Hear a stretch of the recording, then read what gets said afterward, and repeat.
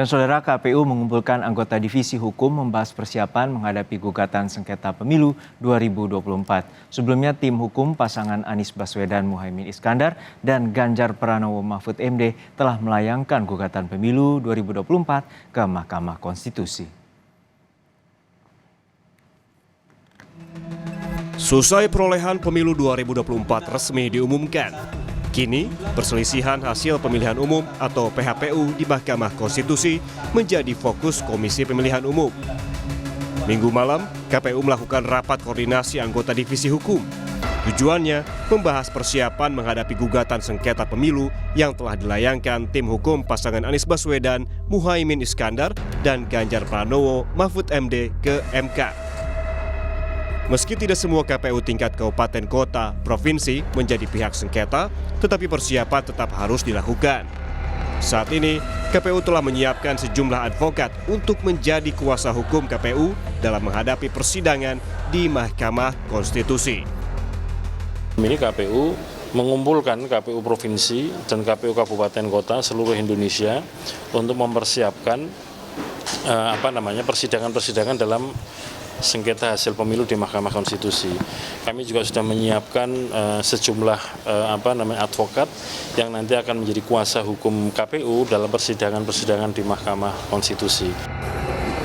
Sabtu pekan lalu, tim pemenangan Ganjar Mahfud mendatangi Mahkamah Konstitusi untuk mendaftarkan gugatannya. TPN Ganjar Mahfud menyerahkan bukti-bukti dari laporan dugaan pelanggaran dan kecurangan di pemilu 2024. TPN datang tanpa dihadiri Capres-Cawapres Ganjar Mahfud. Dalam permohonannya, TPN menyertakan 4 kontainer berkas dalam pendaftaran gugatan. Gugatan ini berfokus pada dalil pelanggaran pemilu 2024 yang terjadi secara terstruktur, sistematis, dan masif. TPN menyebut seluruh dugaan kecurangan berawal dari nepotisme yang berujung penyalahgunaan kekuasaan. Supremasi hukum itu penting, konstitusi itu penting, dan kita tidak ingin itu diinjak-injak. Kita tidak ingin itu dilanggar. Ya. Nah, kita melihat asal muasal ini semua adalah nepotisme. Sekali lagi saya ucapkan, nepotisme yang membuahkan abuse of power, penyalahgunaan kekuasaan yang terkoordinasi. Ya. Nah, ini yang menjadi inti dari persoalan kebangsaan dan kenegaraan yang kita hadapi ini. Sebelumnya, tim hukum nasional pasangan Anies Muhaimin telah lebih dulu mendaftarkan gugatan perselisihan hasil pemilu ke Mahkamah Konstitusi.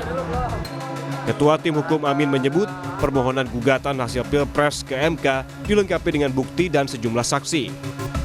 Permintaan utama tim Amin adalah Pilpres 2024 diulang tanpa diikuti Gibran Rakabuming Raka.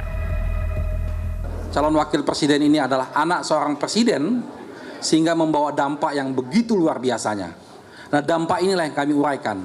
Bagaimana fakta-fakta yang kami ditemukan di lapangan, pembagian bansos yang begitu masif, aparat penyelenggara pemilu ikut main, aparat pemerintah ikut main, itu semua kami uraikan di permohonan kami.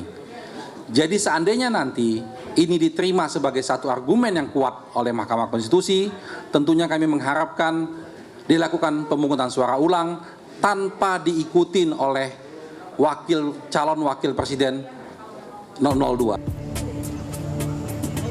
Menghadapi sengketa pemilu 2024, Partai Gerindra bakal memperkuat keputusan KPU yang menyatakan Prabowo Gibran sebagai pemenang Pilpres 2024. Sekjen Partai Gerindra Ahmad Muzani meyakini gugatan pemilu akan kalah karena bukti yang tidak akurat. Kita akan memperkuat keputusan KPU bahwa sangkaan dan tuduhan yang dialamatkan kepada KPU atas kemenangan 02 adalah sangkaan dan tuduhan yang lemah, tidak berdalil, tidak berdasar, tidak terbukti. Penanganan sengketa pemilu 2024 oleh MK bisa jadi momentum yang ditunggu publik karena kredibilitas Mahkamah Konstitusi juga menjadi pertaruhan. Akankah MK mengambil gebrakan hukum dan memberikan keadilan bagi semua pihak? Kita tunggu saja. Tim Liputan, Kompas TV.